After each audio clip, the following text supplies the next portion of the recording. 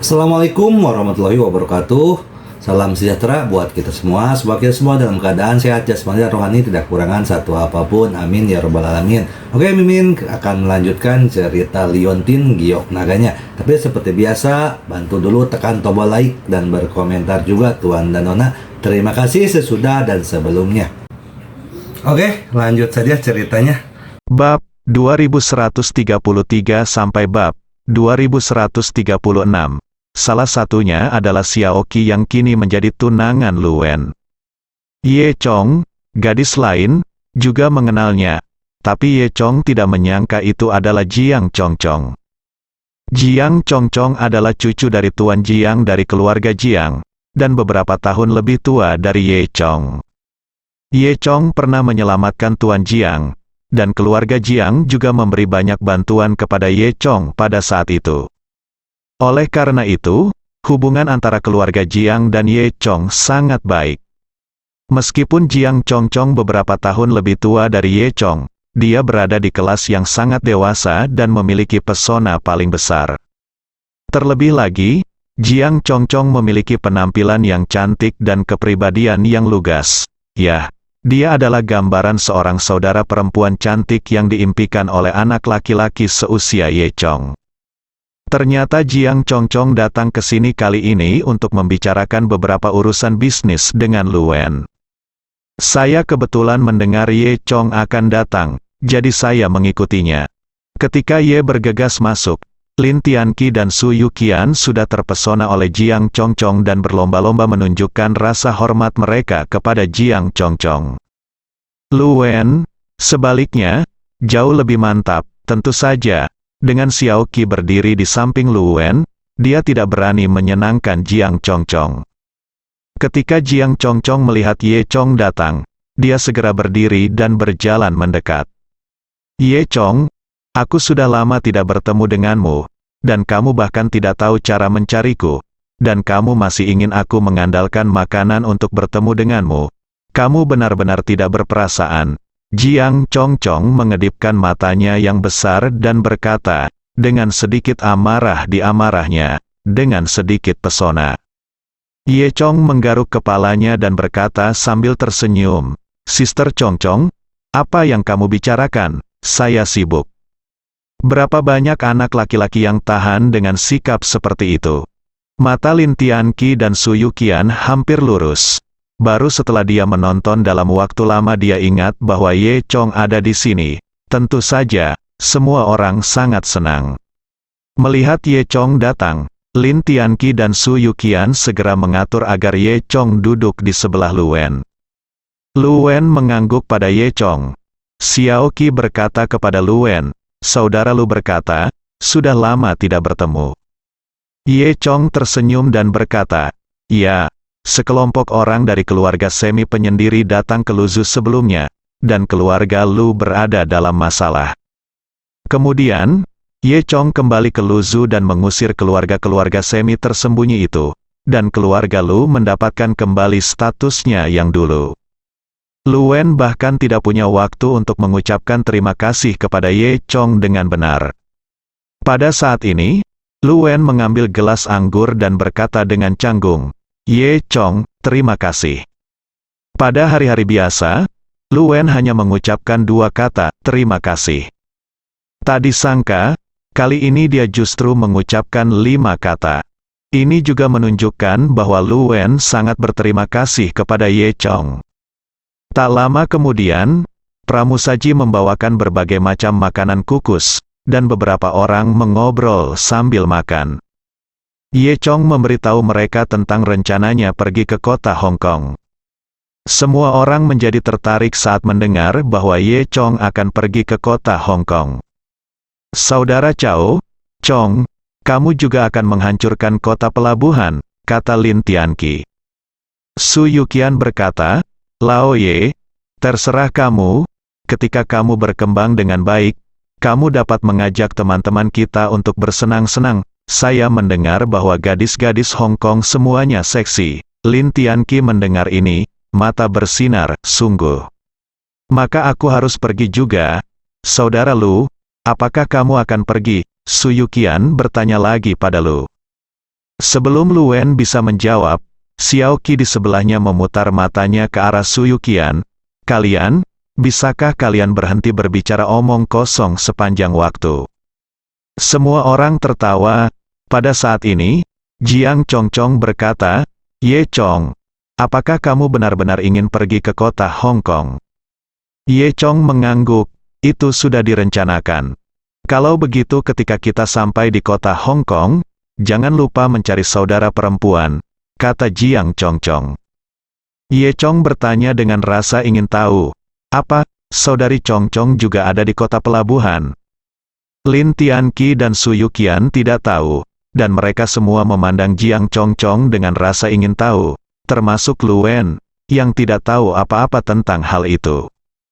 Jiang Chongchong mengangguk dan berkata, sebenarnya, keluarga Jiang kami memiliki banyak properti di kota Hong Kong. Sekarang saya akan datang untuk membahas kerjasama dengan Luen. Saya akan menyerahkan bisnis di Luzhu, dan kemudian saya akan melakukannya. Saya akan menjadi presiden perusahaan di kota Hong Kong. Wow, Sister Chongchong, selamat, Su Yuqian berkata. Ini adalah acara yang luar biasa dan patut dirayakan. Bagaimana kalau saya mengundang Anda ke KTV malam ini, Lin? Tianqi juga berkata dengan cepat, apa maksud KTV, saudari Chongchong? Saya mengundang Anda untuk pergi ke pemandian air panas. Aku akan pergi juga. Aku akan pergi juga, pemandian air panasnya bagus. Wajah Su Yuqian menyempit. Jiang Chongchong memutar matanya ke arah mereka berdua. Kalian berdua, harap diam sebentar. Keduanya segera menutup mulut. Luen sepertinya baru saja mengetahui berita itu. Dia mengangguk ke arah Jiang Chongchong dan berkata dengan singkat, selamat. Jiang Chongchong mengangguk ke arah Luen dan kemudian menatap Ye Chong. Dia berkata sambil tersenyum, jangan lupa mencari saudara perempuan ketika saatnya tiba. Ye Chong tersenyum, kalau begitu ketika aku pergi ke kota Hong Kong, Sister Lao Chongchong akan menjagaku. Setelah itu, semua orang mengobrol sebentar ketika. Setelah makan, semua orang bubar. Lin Tianqi dan Su Yuqian awalnya ingin menemukan Ye Chong. Ye Chong berkendara kembali ke desa Xiaoye, membantu keluarga melakukan beberapa pekerjaan, dan setelah menjelaskan beberapa hal, Ye Chong siap berangkat. Sore itu, Ye Chong kembali ke ibu kota melalui lingkaran teleportasi.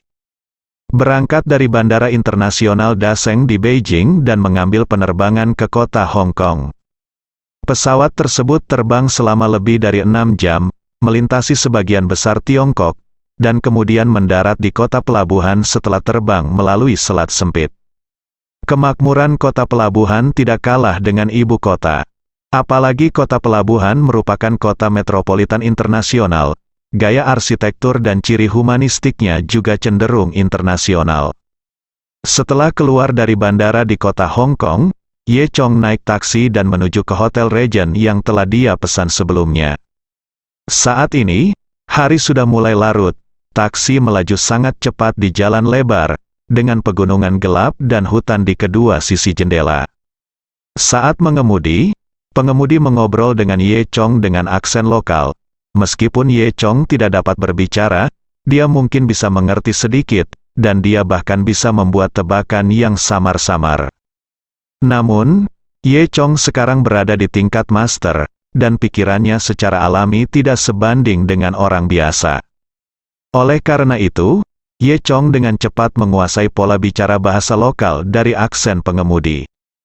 Tidak butuh waktu lama bagi Ye Chong untuk mempelajari bahasa lokal. Kemudian, Ye Chong mulai berkomunikasi dengan pengemudi dalam berbagai bahasa lokal, sehingga membingungkan pengemudi. Hei, anak muda, bisakah kamu berbicara dalam bahasa kami? Apakah kamu juga orang lokal? Sopir itu bertanya dengan rasa ingin tahu. Menatap Ye Chong melalui kaca spion, Ye Chong tersenyum sedikit. Dan berkata, tidak, saya bukan orang lokal, saya hanya tahu cara berbicara beberapa patah kata. Kata orang sekarang, puji sang supir ulung. Ye Chong tersenyum dan tidak menjawab. Setengah jam kemudian, setelah melewati terowongan, di luar berangsur-angsur menjadi lebih terang. Mereka baru saja berkendara di pinggiran kota, dan kini mereka telah memasuki kawasan perkotaan kota pelabuhan. Semakin jauh Anda masuk ke dalam, semakin Anda bisa melihat pemandangan pesta dan pesta di sekeliling. Jumlah kendaraan di kedua sisi berangsur-angsur bertambah, dan arus terus berlanjut, membentuk garis cahaya panjang di bawah kegelapan malam. Hotel yang dipesan Ye Chong berada di pusat kota pelabuhan, di sebelah pusat komersial terbesar di dunia. Ketika taksi berhenti, Ye Chong dapat melihat bahwa meskipun hari sudah sangat larut, masih ada banyak pejalan kaki di pusat perbelanjaan, jalan, dan tempat makan. Tampaknya kehidupan malam di sini baru saja dimulai.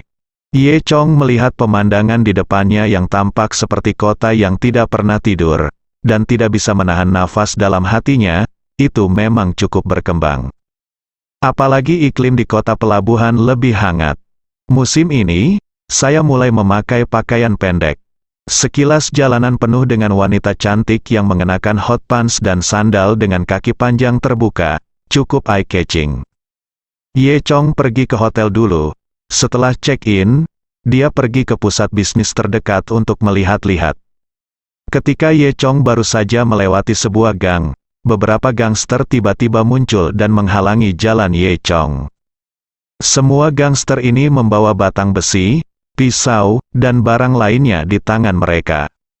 Salah satu pemimpinnya mengenakan pakaian afro dan mengenakan kemeja lengan pendek dengan kancing yang tidak dikancing, memperlihatkan dua otot dada yang kuat, sepertinya dia berolahraga secara teratur. Dia memegang korek api di tangannya dan menggeser batu api di atasnya. Apakah kamu Ye Chong? Ye Chong memandang orang-orang di seberangnya dan tidak tahu apa yang mereka lakukan. Tapi melihat penampilan mereka, Anda tahu mereka datang dengan niat buruk. Iya. Siapa kamu? Ye Chong bertanya. Di belakang pemimpinnya, berdiri seorang anak laki-laki kurus dengan rambut dicat merah, dan dia mengutuk, brengsek, nak, kamu bahkan tidak mengenal kakak tertuaku Haonan. Beraninya kamu datang ke Teluk 9 Ular kota Hong Kong, kamu benar-benar tidak tahu bagaimana hidup atau mati. Ye Chong tertawa dan berkata, Haonan yang mana? Gangster yang dikenal sebagai Haonan mencibir, nak, kamu tidak perlu berpura-pura berkompetisi di sini lagi. Yang terakhir melakukan ini padaku, saya sudah mengirim orang-orang itu ke ICU. Ye Chong bertanya dengan rasa ingin tahu, saya tidak mengenal Anda, mengapa Anda datang kepada saya? Haonan mencibir, wah, ini salah Anda karena saya menyinggung Anda seharusnya, jangan tersinggung, orang-orang datang ke tempat yang tidak seharusnya, beritahu saya apakah kamu harus mati atau tidak. Di belakang Haonan di sisi lain, berdiri seorang gangster jangkung dengan kepala penuh rambut kuning dan mulut lancip serta pipi monyet. Dia melambaikan pisau di tangannya dan berkata dengan sangat arogan, aku, Cao, saudaraku, omong kosong apa yang kamu bicarakan dengannya, bunuh saja dia, hati-hati ku dengar anak ini bisa melakukan kungfu, si. Merah kata pria berambut di sebelahnya. Huang mau mencibir dan berkata, apa yang kamu takutkan jika kamu tahu cara melakukan kungfu? Hari ini aku akan memberitahu dia betapa kuatnya kita. Aku sudah lama tidak membunuh siapapun. Lihat saja aku. Dengan itu, ayam air mengangkat tangannya. Dengan pisau di tangannya, dia berjalan dengan sangat arogan. Dia berjalan langsung ke Ye Chong. Ingin bertarung denganku. Ye Chong memandang para gangster ini dengan geli. Ayam air itu memiringkan kepalanya dan mendekatkan telinganya ke arah Ye Chong, berpura-pura tidak mendengar dengan jelas. Tanya ayam air. Di saat yang sama, tangannya yang lain sudah menggenggam gagang pisau. Gerakan kecil seperti itu secara alami tidak bisa lepas dari pandangan Ye Chong, tapi Ye Chong tidak peduli sama sekali. Ye Chong tersenyum dan berkata, aku berkata. Setelah mengucapkan dua kata, Suiji tiba-tiba mengangkat pisau di tangannya.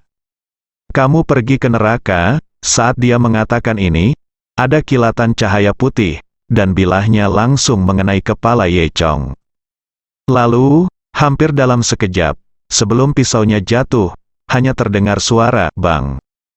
Haonan dan yang lainnya hanya melihat bayangan hitam terbang melewati mereka, dan angin yang dibawanya hampir menjatuhkan Hong Mao. Setelah beberapa detik, semua orang melihat dengan jelas situasi di depan mereka. Di depan mereka, Ye Chong berdiri di sana dengan selamat. Ayam air itu ditendang, terbang sejauh 5 atau 6 meter, dan ditendang ke tempat sampah di sebelahnya. Karena inersia, tempat sampah berputar 2 kali sebelum berhenti. Pinggang ayam air itu benar-benar tenggelam ke dalam tempat sampah, dan anggota tubuhnya tergantung lemas di luar. Haonan segera berlari untuk melihat ayam air. Saya melihat ayam air bersarang di tempat sampah, dengan ekspresi kesakitan dan seluruh tubuh gemetar. Melihat pemandangan ini, Hong Mao dan anak laki-laki lainnya langsung ingin mengeluarkan ayam air dari tempat sampah. Jangan bergerak, ini rusak, Sui Ji berkata dengan gemetar. Baru saja, apakah dia yang memindahkannya tadi? Sui Ji masih dalam kebingungan, dan tidak tahu kenapa dia tiba-tiba mendapat ke dalam tempat sampah. Hong Mao dan yang lainnya menggelengkan kepala, tapi mereka juga tidak melihatnya. Semua orang memandang Haonan. Saat ini, Haonan juga tercengang. Meskipun dia telah melihat banyak adegan perkelahian dan pembunuhan, ini adalah pertama kalinya dia melihat adegan sekuat itu. Dan saat Haonan dan yang lainnya terkejut, Ye Chong sudah muncul di sebelah Haonan. Perhatian Haonan hanya tertuju pada ayam air tadi, dan dia tidak menyadari kapan Ye Chong muncul di sampingnya. Tentu saja, meski perhatiannya tertuju pada Ye Chong, dia tidak bisa menyadari kecepatan Ye Chong. Bagaimanapun, Haonan hanyalah orang biasa, sedangkan Ye Chong adalah master yang agung. Saat Haonan melihat Ye Chong di sampingnya, beberapa detik telah berlalu. Dia tiba-tiba menemukan Ye Chong, yang membuatnya sangat ketakutan sehingga dia segera mundur beberapa langkah. Cepat panggil seseorang. Haonan ingin anak laki-laki di sebelahnya memanggil seseorang untuk meminta bantuan. Namun, sebelum dia selesai berbicara, tiba-tiba dia merasakan angin sejuk. Segera setelah itu, semua anak laki-laki berambut merah jatuh ke tanah dan melolong. Hanya Haonan dan Ye Chong yang tersisa berdiri di tempat kejadian. Ye Chong sedang memandang dirinya sendiri sambil tersenyum. Senyuman itu hampir seperti senyuman setan. Haonan sangat takut hingga kakinya lemah. Kamu, apa yang akan kamu lakukan? Ye Chong mengabaikan Haonan dan melihat ke tempat sampah. Saat ini, ayam air yang tertancap di tong sampah sudah mulai berbusa di mulutnya, dan badannya terus-menerus bergerak-gerak. Ye Chong menggelengkan kepalanya, terlihat jelas bahwa dia telah menggunakan terlalu banyak tenaga dan telah memukuli ayam air hingga berkeping-keping. Faktanya, Ye Chong baru saja mengumpulkan 10% kekuatannya. Tanpa diduga, ayam air tidak bisa menahan diri untuk tidak memukuli Ye Chong, dan meninju Ye Chong dengan ringan, memukulinya hingga menjadi bentuk manusia. Pada saat ini, meskipun ayam air disimpan, ia akan menjadi cacat. Ini adalah pertama kalinya Ye Chong menyerang orang biasa sejak dia menjadi master. Jadi dia belum menguasai kekuatannya dengan baik. Apa yang dia pikir hanya sedikit kekuatan ternyata terlalu kuat untuk orang biasa. Namun, Ye Chong juga tidak merasa kasihan. Lagi pula, orang seperti ini yang selalu siap serang kapanpun dia tidak setuju mungkin adalah orang yang mendominasi, menindas yang lemah, dan menindas orang yang tidak bersalah. Tidak ada salahnya momok seperti ini menjadi disabilitas. Haonan di sebelahnya memandang Ye Chong seperti monster. Kakinya agak lemah, dan dia ingin berlari kembali, tetapi kakinya tidak menurutinya sama sekali dan dia tidak bisa bergerak satu langkah pun. Ye Chong memandangi ayam air dan menganggapnya membosankan, lalu memandang Haonan. Wajah Haonan menjadi pucat karena ketakutan. Jangan datang, kamu, Apa yang ingin kamu lakukan? Ye Chong menganggapnya lucu. Para gangster ini biasanya sombong dan mendominasi, menindas orang jujur. Tetapi ketika bertemu seseorang yang tangguh, mereka langsung menyerah. Ye Chong bertanya dengan sangat meremehkan, izinkan saya bertanya, siapa yang mengirim Anda ke sini? Jika Anda tidak memberitahu, nasib Anda akan 10 kali lebih buruk daripada nasib mereka. Haonan berkata dengan gemetar, saya berkata. Iya, mereka adalah keluarga Lu, kota Hong Kong, Teluk Kowloon, zona teknologi tinggi. Ini dikenal sebagai kawasan kaya di kota Hong Kong, di mana setiap jengkal tanahnya sangat mahal. Yang bisa membeli rumah di sini semuanya adalah para jutawan.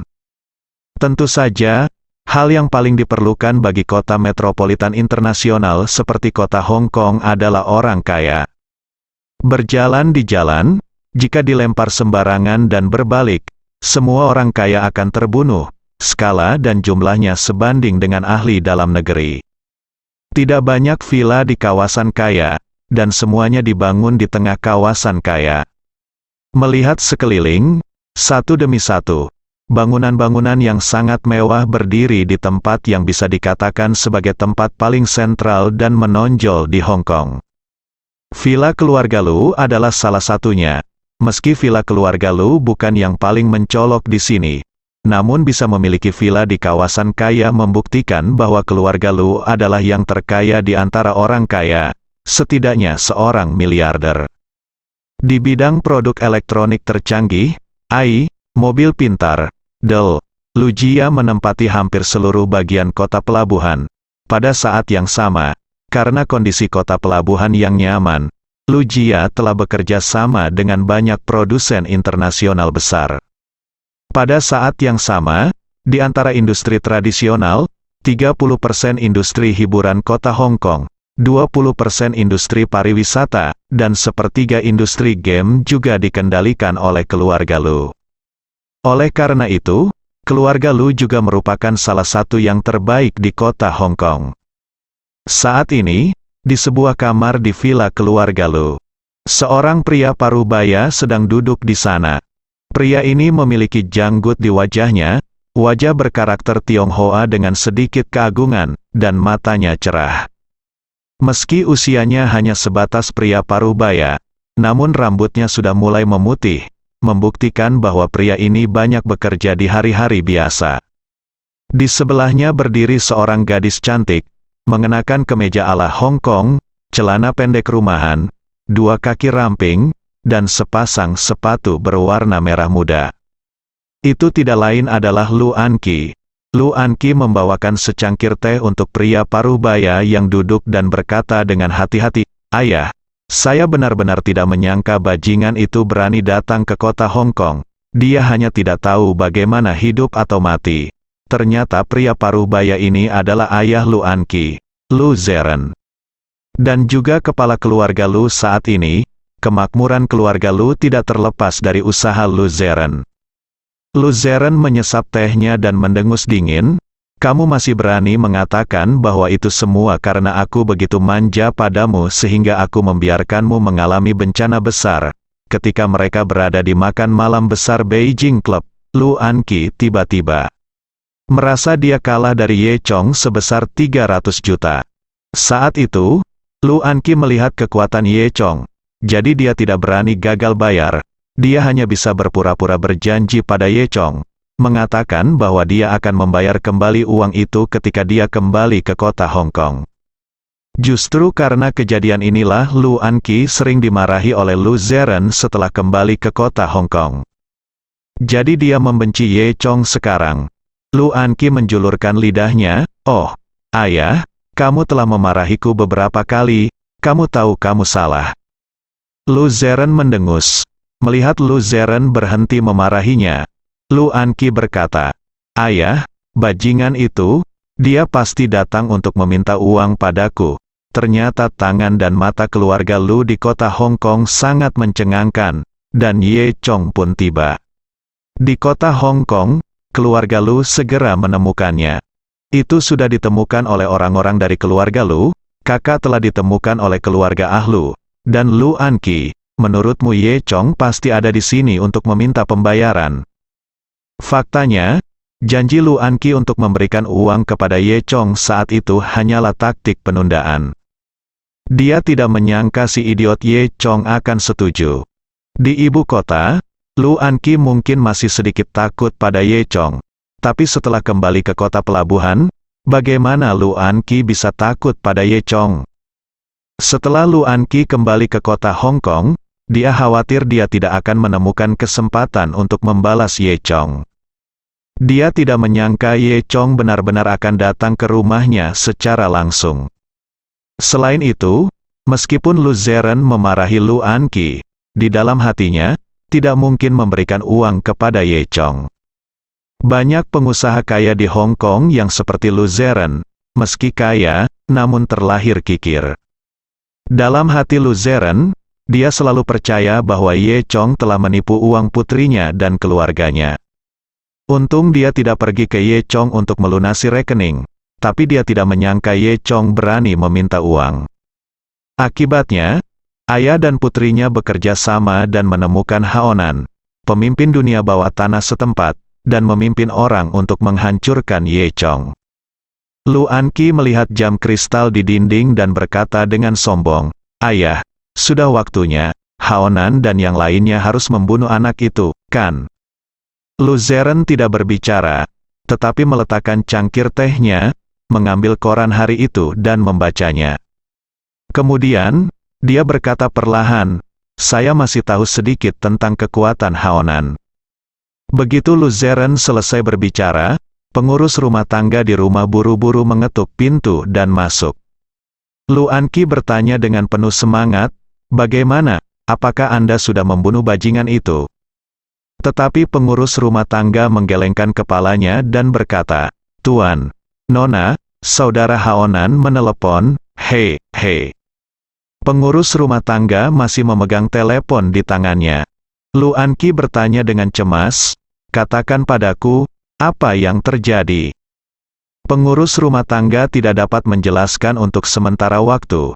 Jadi dia menyalakan fungsi pemutaran telepon dan berkata, "Tuan, Nona, Anda dapat mengatakannya sendiri." Lu Anqi berkata dia berteriak ke telepon, "Bagaimana? Apakah anak itu sudah mati?" Sebuah suara terdengar di telepon, tapi itu bukan suara Haonan. "Tidak ada gunanya, tapi Haonanlah yang cacat," kata Ye Chong. "Apa kamu? Siapa kamu?" Lu Anqi bertanya dengan heran. Ye Chong tersenyum dan berkata, "Apakah kamu tidak tahu siapa saya begitu saya keluar dari mobil? Sekarang Anda bertanya tentang saya. Anda mengirim Haonan ke sini. Tetapi saya telah membunuh Haonan. Saya tidak mengharapkan Anda menjadi sangat tercela." Bagaimana mungkin? Lu Anqi tidak dapat mempercayainya. Bahkan Lu Zeren tampak bingung. Namun, Lu Zeren tidak panik. Terus terang, meskipun Haonan adalah pemimpin dunia bawah tanah di daerah ini, dia hanyalah seorang gangster kecil. Paling-paling, dia hanyalah preman dari keluarga Lu. Selain Haonan, keluarga Lu memiliki metode dan sumber daya yang tak terhitung jumlahnya. Oleh karena itu, keinginan berkelahi dengan keluarga Lu setelah membunuh Haonan hanyalah sebuah lelucon. Di telepon, Ye Chong melanjutkan, "Karena Anda sangat tidak etis, saya tidak harus bersikap sopan. Saya menyarankan Anda untuk mentransfer uang ke kartu saya dalam waktu 3 hari. Jika tidak, saya akan datang ke rumah Anda secara langsung untuk bertanya untuk itu, uang." Kata-kata Ye Chong penuh dengan ancaman. Jika ini terjadi di ibu kota, orang-orang yang akrab dengan Ye Chong mungkin sudah lama menyerah. Sayangnya reputasi Ye Chong belum menyebar ke kota Hong Kong. Dan menghadapi ancaman seperti itu, bagaimana mungkin Lu Zeren, bos besar di kota pelabuhan, bisa takut? Dia mencibir, "Oke, saya ingin melihat kemampuan Anda. Jika Anda benar-benar memiliki keberanian, datang dan cobalah." "HMPH, wah, izinkan saya memberitahu Anda, ini adalah kota pelabuhan, dan kami, Lu itu wilayah keluargaku, aku ingin melihat seberapa mampu kamu, Lu Anqi berkata dari samping. Ye Chong tidak repot-repot berbicara omong kosong dengan keluarga Lu dan langsung menutup telepon. Kemudian, dia mengirimkan nomor kartunya ke Lu Anqi melalui pesan teks. Adapun 3 hari kemudian, jika Lu Anqi tidak mengirim uang, Ye Chong akan benar-benar pergi ke keluarga Lu untuk mengunjungi. Setelah menutup telepon, Lu Anqi merasa sedikit takut. Ayah, apa yang terjadi? Apakah anak laki-laki ini benar-benar begitu kuat sehingga dia bahkan berurusan dengan Haonan, ini di kota pelabuhan kita? Lagi pula, Lu Anqi masih terlalu muda dan tidak setenang Lu Zeren. Lu Zeren mencibir, apa yang kamu takutkan? Bukankah kamu hanya merawat seorang Haonan? Keterampilan macam apa ini? Jika kamu berani mengancam keluarga Lu kami di kota Hong Kong, kamu mencari kematian. Itu benar. Lu Anqi merasa lega. Belakangan, Lu Zeren memikirkan penyebab kejadian ini. Dia memandang Lu Anqi dan berkata, mari kita lihat apakah kamu dapat mengingatnya lebih lama kali ini, dan apakah kamu berani menimbulkan masalah bagiku di luar di masa depan. Lihat, kamu masih tidak tahu bagaimana menahan diri. Oh, ayah, aku tidak akan melakukan itu lagi. Baiklah, melihat ayahnya ingin memarahinya lagi, Lu Anqi berkata dengan genit. Pengurus rumah tangga di sebelahnya juga berkata, ya, sebenarnya, untungnya, wanita tertua kembali ke kota pelabuhan dengan selamat kali ini. Jika tidak, itu akan berbahaya. Lu Anqi cemberut dan berpura-pura sangat menyedihkan. Ayah, lihat, kamu masih berbicara tentang aku dan putrimu telah diintimidasi, dan kamu sangat kejam. Lu Zeren tertawa, jangan khawatir, tidak ada yang bisa menindas putriku. Beritahu dia betapa kuatnya aku kali ini, katakan padanya, aku putrimu tidak bisa diganggu oleh orang lain. Di sisi lain, Ye Chong menutup telepon dan melemparkan telepon ke Haonan. Saat ini, Haonan sudah terjatuh lemas ke tanah dan tidak bisa bangun. Ye Chong tidak menyerangnya, tapi Haonan sangat ketakutan oleh Ye Chong sehingga kakinya menjadi lemah dan dia duduk di tanah. Inilah yang disebut kepemimpinan Kowloon Bei. Ye Chong tersenyum menghina, lalu pergi. Setelah itu, Ye Chong melanjutkan perjalanan hingga akhir dan tiba di Hotel Regent yang telah dia pesan. Hotel ini sangat besar. Setelah memasuki pintu putar terdapat lobi yang luas dan terang, meja depan berada tepat di seberang pintu, dan deretan jam dunia digantung di dinding di belakangnya. Di sisi kiri aula terdapat deretan area tempat duduk dengan sofa mewah dan meja kopi. Di sebelah kanan adalah area komputer untuk pekerjaan sementara penumpang. Ye Chong datang sangat terlambat, dan hanya ada 2 orang di area komputer. Setelah check-in, Ye Chong kembali ke kamarnya. Ruangannya sangat bersih. Ye Cheng mandi dan pergi tidur, tidak peduli dengan apa yang terjadi sebelumnya. Dini hari berikutnya, setelah Ye Chong bangun, dia menerima telepon dari Lin Long. Lin Long mengatakan bahwa Ye Chong telah diatur untuk menjadi siswa pertukaran di Universitas Nasional Changteng, sehingga Ye Chong dapat bersembunyi di kota Hong Kong. Ye Chong juga berpikir itu bagus, padahal, yang paling dia sukai adalah kehidupan sekolah yang tanpa beban. Namun, dia sendiri tidak melanjutkan kuliahnya.